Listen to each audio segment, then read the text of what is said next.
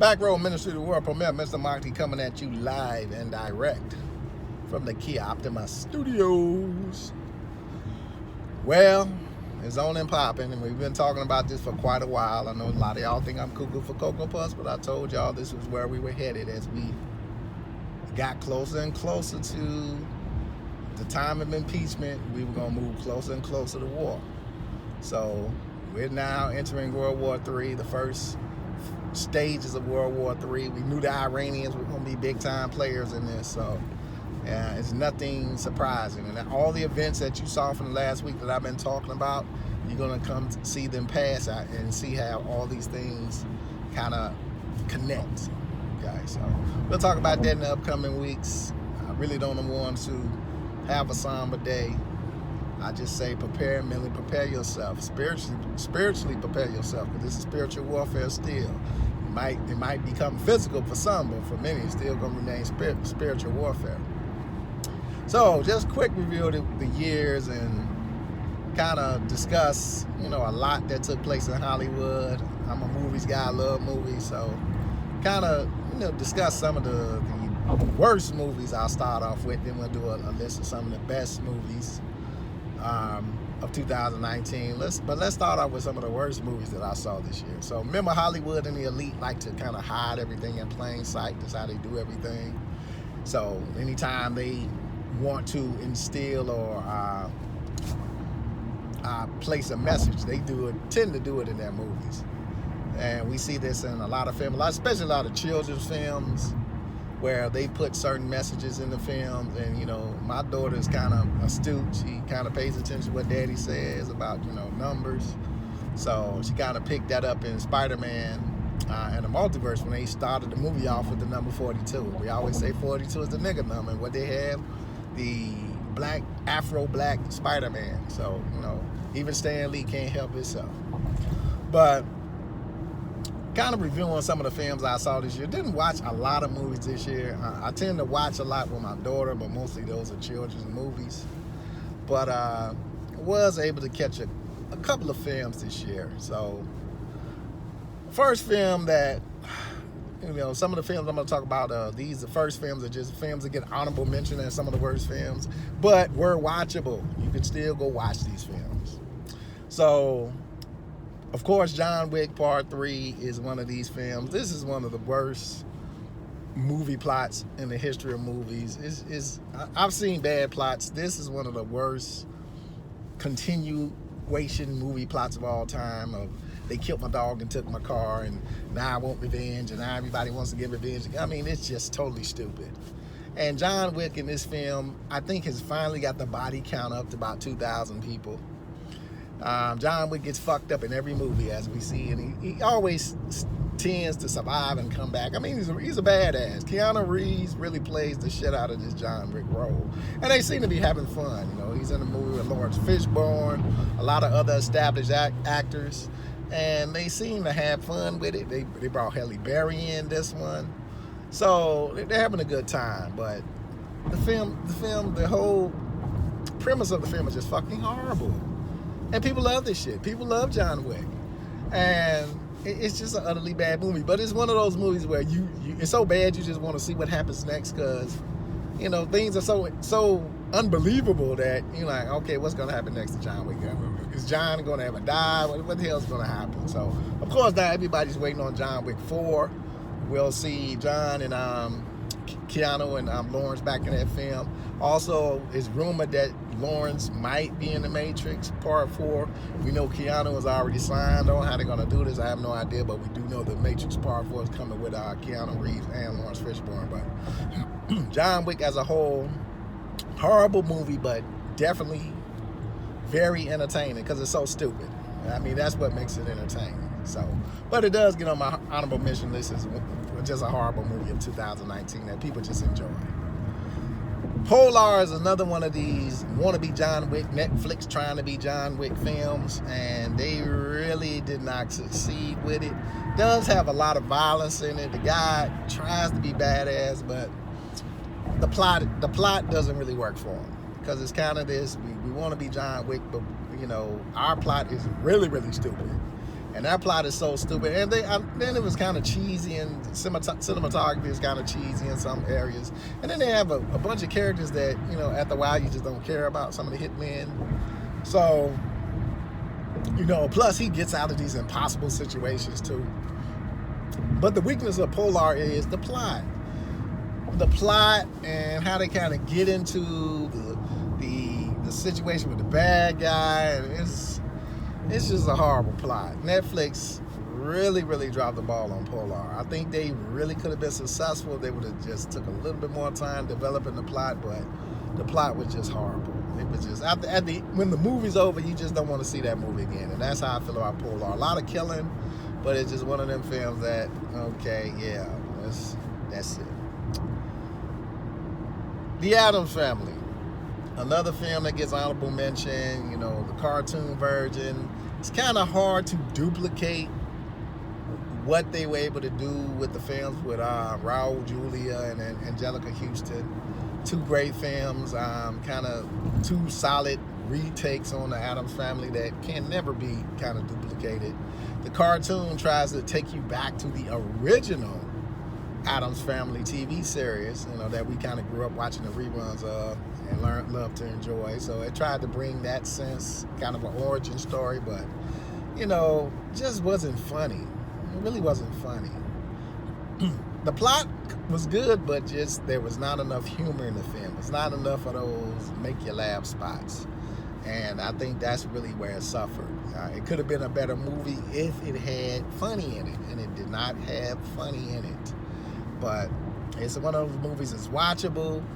You know, maybe if you watch it 2-3 times, you get something out of it. But of course, it's another one of them cartoons where the elite put certain things. So of course, they're talking about in the movie, pink is the color of portals. Don't wear pink around here. This is what Mother Addams is talking about. So, you know, they hide a lot in children's films. That's why I said, you know, always monitor the things your children watch, especially on that satanic ass Disney station, because they try to really incorporate a lot of negative ideas into the heads of children. I watch everything my daughter watches, like Maleficent, things like that. She does not watch. We will not be playing Mistress of Evil in our home. That's just will not be going. But Addams Family kind of dropped the ball. Could have been. It just wasn't funny. I think that was the struggle the Addams Family had, that it just wasn't funny. So, Gemini Man. I'm going to put Gemini Man on this list. Gemini Man is a watchable movie. Watchable movie with the concept of cloning is a good concept, but at times it's kind of boring. At times it's kind of boring. It has some that's incredible moments, but also Gemini Man struggled with lack of plot. Really struggled with lack of plot. They got to the meat of what they were trying to do, but I think they really should have introduced a lot of that a lot sooner, and they kind of dropped the ball with it. Good concepts. You know, they're playing around with this CGI a lot more in the films, but just really dropped the ball on, you know, what they were really trying to instill in this film. So that's why it kind of makes my mention list of, you know, just really a bad Will Smith film. But don't worry, Will has worse in his list. Another movie that I feel kind of dropped the ball was The Good Shepherd. And for having two skilled Shakespearean actors in this film together, and you really have a nice strong plot piece, and to end this movie the way they did, the twist in this movie, like I said, I don't do spoilers, but the twist in this movie, to end this movie the way it did, it's lucky it didn't get on the top 5 list of the worst movies. It was that disappointing, and it builds up, you know, all this intrigue. You got all this spice. You got these great actors really just coming through, and I'm really expecting a big twist. And what I got in the end is just utter garbage. Utter garbage. Like someone tried to put an agenda in the film, and it destroyed the film, because the twist had nothing to do with the bearings of the movie. And we're introducing so many twists, you didn't know which way they were going. The way they went was like, okay, why? Why would you end the movie this way? Why would this be the reason? And it utterly sucked. And I didn't appreciate the end, because I feel that You took the talent of these two great actors. These are Shakespearean actors who've been around for years, and you waste their talent. You waste their talent with an ending that the crescendo is just garbage that you just don't care about. It was a garbage crescendo. It was a garbage crescendo, and it discounts the villain in the movie. It totally discounts the villain. It discounts the villain. You took it and you did nothing with it. So I got to get on the interstate. But it's a good movie up till the end. I'll put it that way. And that's why it hits the worst list. It was a strong movie right until the end, and that's when it fell apart. So that's some of the honorable mentions of movies that I've been able to watch this year. So let's get to the 5 worst don't go waste your time crap movies of 2019. And number 5, I'm going to put this movie on the list, and I saw this movie with my daughter, is Aladdin. Don't even rent it. Don't even rent it. There was a lot of flack about Will Smith being blue and all this other crap, and if you're going to have a movie where singing is involved. Now, Will Smith is a very talented guy, don't get me wrong. He's a very great rapper, but Will Smith is not a singer. Will Smith cannot hold a tune. And trying to sing some of these songs, it sounded utterly horrible. Utterly horrible with Will trying to sing. So now he was great trying to be the genie, but like I say, that's another character that Robin Williams kind of patented that character. It's kind of hard to back it up. The gentleman that's in a Broadway show, I hear he does a real good job as the genie, but he has a voice. He can sing. He can hold notes. And Will can't sing. It was one of those please Will shut the fuck up moments when he started singing. The gentleman that plays Aladdin, he's a Bollywood actor. He's been a while, a young cat. He's really just getting his career started. He's another one. Why would you get people in a musical who can't sing? Who can't sing? This is not like you got Hugh Jackman when he did The Greatest Show. Hugh Jackman can sing. It's a difference. He was singing on Broadway way before he was acting. But you grab 2 actors who can't sing to be in the musical. The young lady who was in the film who played the Princess Jasmine, she, lightweight could hold a note, but really no one in the film could sing, and it really hurt the movie. Some people don't like some of the acting. The gentleman that played Jabbar, it was a lot over the top, but when you're trying to rewrite these Disney movies and make them live action movie, it doesn't work. You have to leave them as cartoons. You have to get actors and actresses who can sing behind them. I mean, that's the flavor of these things. The Broadway shows, that's the flavor of these Disney movies. But trying to make them live action, and they want everyone to be a live action, it just doesn't work. And Aladdin, unfortunately, it was an utter nightmare to have Will Smith trying to sing. I was so happy when the movie went off, I didn't know what to do. So it gets number 5 because it has watchable moments, but with Will Smith and the dude that played Aladdin trying to sing, it was, oh my God, it was just horrible, man. Number 4 is a movie called Black and Blue. And it has Tyrese Gibson in it, and another young lady, I forgot her name. She's been in quite a few movies. She plays a rookie police officer, and she's on a dirty police force, and she gets caught up in a dirty situation with dirty police, and she's accused of doing something she didn't do. I'm gonna tell you this about Black and Blue. Total worthless garbage. Total, and it's supposed to be this message movie. What message did they send except for never write screenplays that are total worthless garbage like this again. This movie is utterly boring, badly written, dumb lines from everywhere, dumb acting lines. Characters are just told to do dumb stuff on page.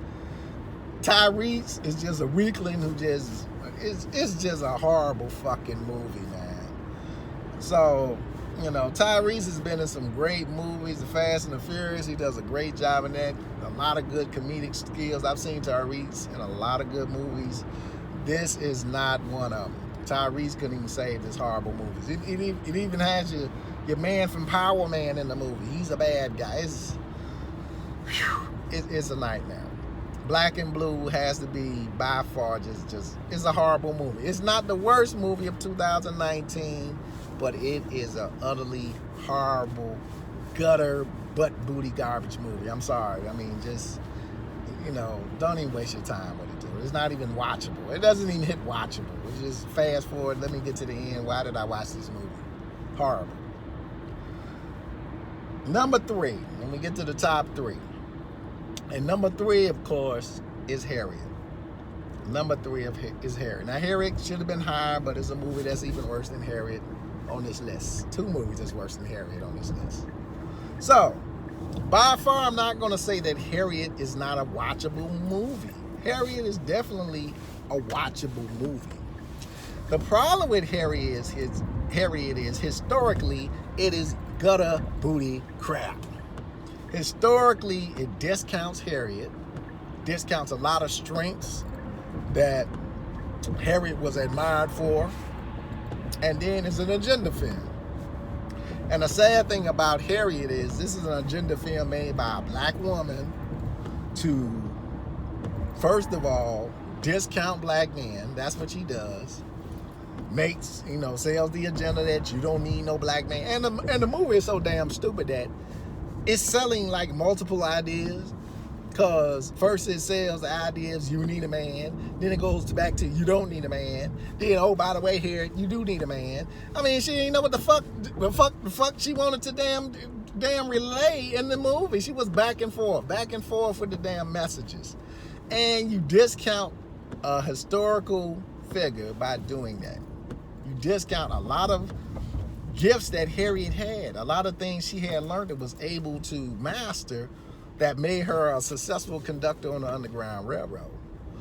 Also, the big piece of the movie is where it really goes down here is this introduction of Big Along, and the most violent person in the film is a black man. And to have an African-American sister sell this agenda to young women, talking about she wants young people to see the movie, and this is the agenda you sell to young women, is preposterous. And this is an African-American woman who did this. So, right off the bat, you know where her mind state is. You know who controls her. You know what puppet masters she has to place that type of agenda in a movie where your most violent character is one of the most persecuted people in the film during that time. So, you know, no respect for this sister. I'm sorry. No respect for this sister. And she's a good director, but I have no respect for her. And she is yet to come out and talk about this Big Along character, because you know she can't. The minute she opens her mouth about it and tries to justify it, she's going to be ripped apart. So she's yet to say anything about this character. And that's what makes Harriet one of the worst films of 2019, because to have a woman of African descent to try to sell this narrative to further degrade African-American men is disgraceful. And she does it throughout the entire film. You got one part of the film where Harriet pretty much treats Frederick Douglass like his name is Ralph or some shit. She just talks down to Frederick Douglass. Tells him, well, some of us didn't forget about how it is to be a slave. First of all, she ain't never really had a long-time conversation like that with Frederick Douglass. We have one instance in history where is a possibility that she was in Frederick Douglass' house early on when she was a conductor. Outside of that, one of the biggest points in Harriet's life is when she stopped conducting. This is a little bit after the Civil War. when he writes her this letter. And Frederick Douglass writes her a letter pretty much congratulating her from all his accomplishments. Because Frederick Douglass is not a small man. This man is hanging with the president of the United States at the time, Abraham Lincoln. This is not a small character. This is like the black president. And that's a big moment in her life when he writes this letter pretty much honoring her for all the work she did on the Underground Railroad. And for this sister to have a scene where she downplays a man who she admires because he's a man, it went too fucking far. In my opinion, it went too damn far. It went too damn far. So this movie should be higher on the list as worst movies, but unfortunately we got 2 movies even worse than that. So, number two is Terminator Dark Fate, or may I call it Man-Hater Dark Fate. Total agenda movie, total we don't need man movie, all over the place with his messages, downplaying male characters that have been in past movies as though we don't need each other, downplayed motherhood, pretty much, you know, women who get knocked up and just wasting their time, and the children that they have don't matter. Totally downplaying everything to sell a female agenda. Downplaying and discounting women. The movie discounts women because Sarah Connor is a strong character. She starts off a character that's naive in Terminator, and she, throughout her ordeal, has to learn how to be strong and learn how to be a fighter for her son, because she knows she has to raise this man to save the human race. That's how she becomes this tough, strong woman by Terminator 2. And all that is discounted in this movie. Basically, you know, she's an idiot. You have these scenes where, oh, so you think I came back to save some kid in somebody's womb? Just all out attack on motherhood. It was a really deplorable film, and I'm gonna tell women why this movie is deplorable. This is why movies are deplorable, and this is what women do, especially Caucasian women. I'm gonna tell you what goes on. The people who write these movies, predominantly write these movies, write these screenplays, they're not women. They're not women, they're men. So if a man is trying to write this agenda for you, why is he trying to write this agenda? Why is he trying to write this agenda? And why is he targeting Caucasian women and Hispanic women with this agenda? Yet every commercial you see, and predominantly a lot of the movies you see, is a lot of interracial relationships going on. A lot of interracial relationships, a lot of people trying to get that gene. But he makes a movie where he tells his own women that you don't need no man, you don't need to have children, yada, yada, yada. You know, just pretty much beefing up their head. And men are writing these films in Hollywood. Majority of men are writing these scripts. And it was just deplorable. It was a deplorable movie that kind of downgrades women as a whole. Downgrades the power of women. Downgrades the power of motherhood. Downgrades the power of women raising strong children. It downgrades all that. And the hero of the movie is a little small Hispanic girl who, now you got the man dude who can't stay full of power for less than an hour without passing the fuck out, has to come back and save. I'm like, come on, man. Come on. Utter gutter garbage. They could have stopped making these Terminator movies. They got parts of the movie that ain't even explained right, with Schwarzenegger coming back and he's supposed to be a Terminator who's got a good heart. Now, it was just deplorable, horrible film, one of the worst films I've seen all year.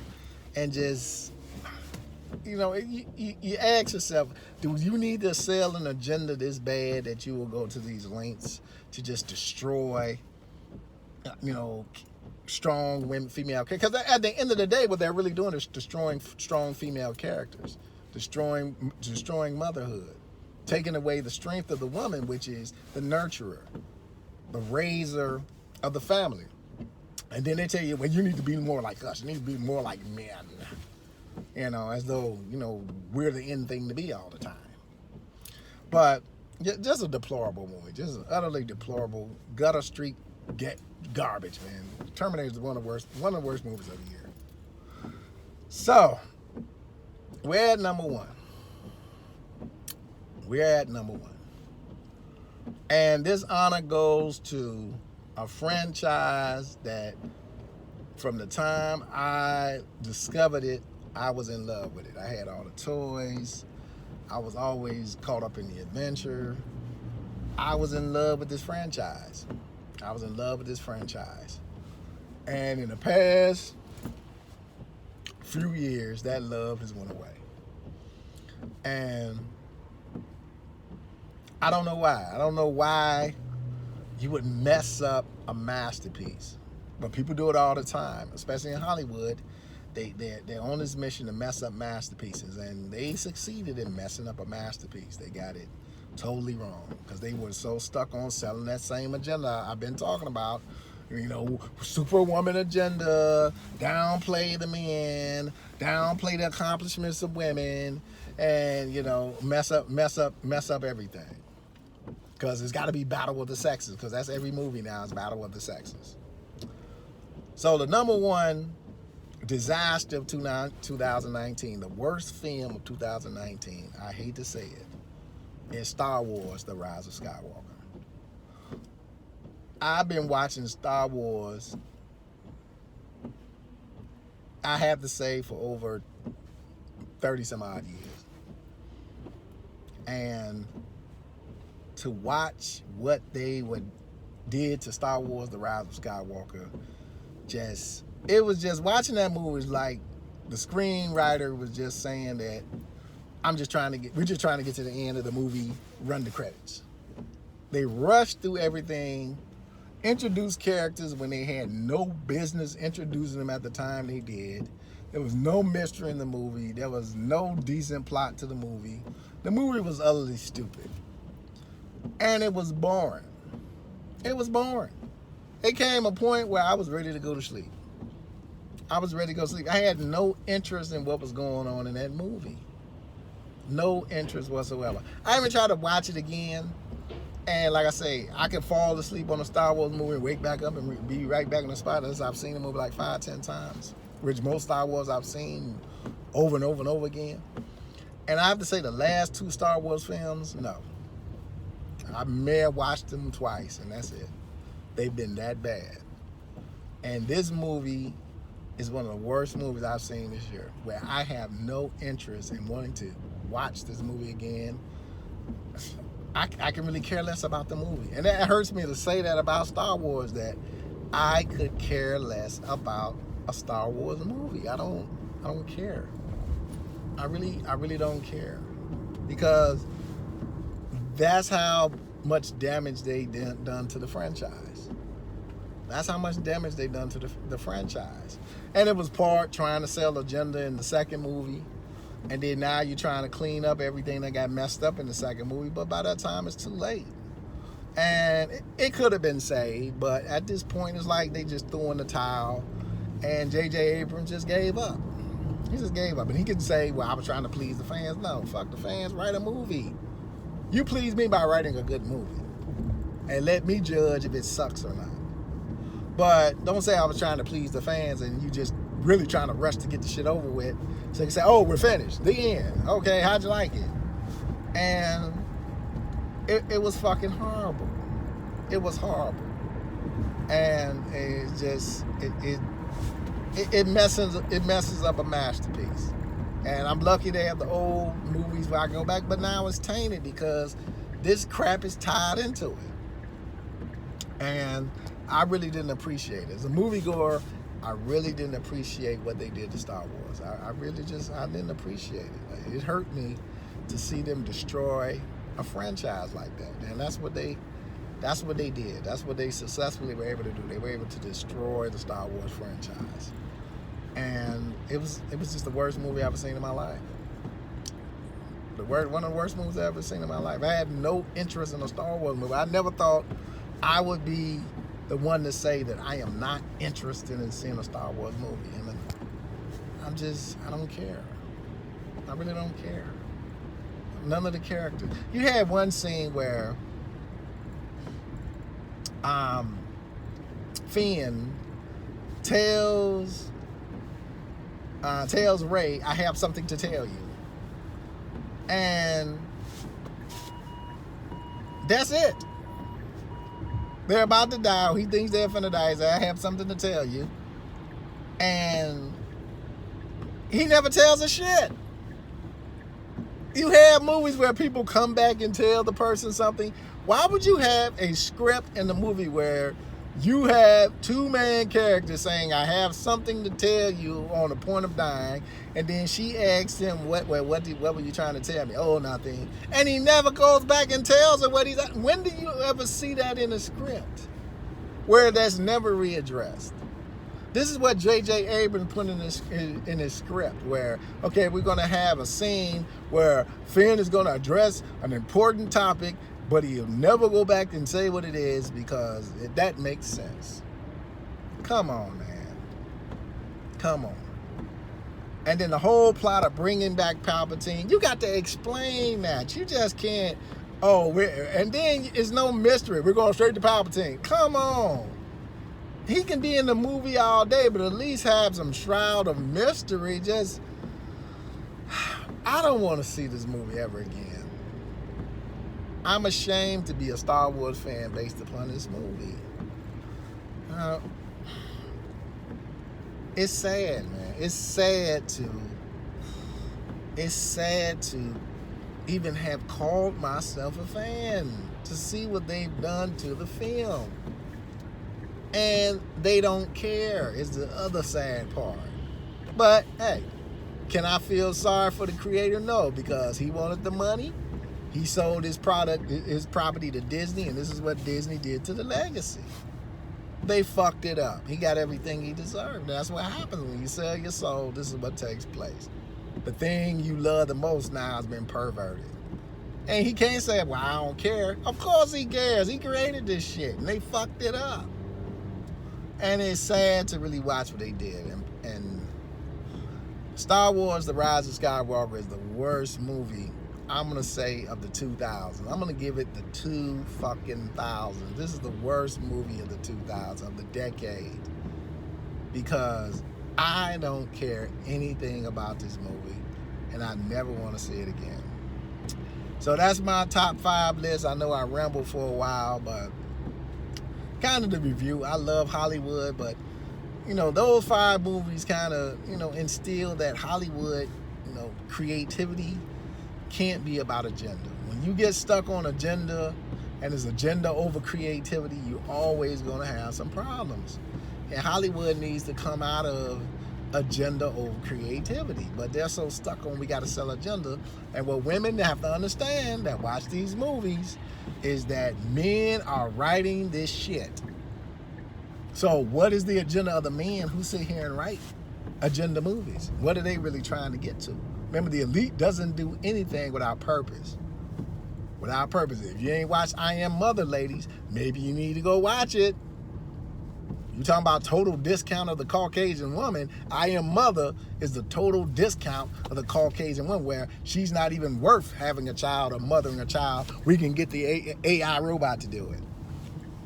I'm telling you, watch these agenda movies because they'll tell you to your face what they're really planning on doing.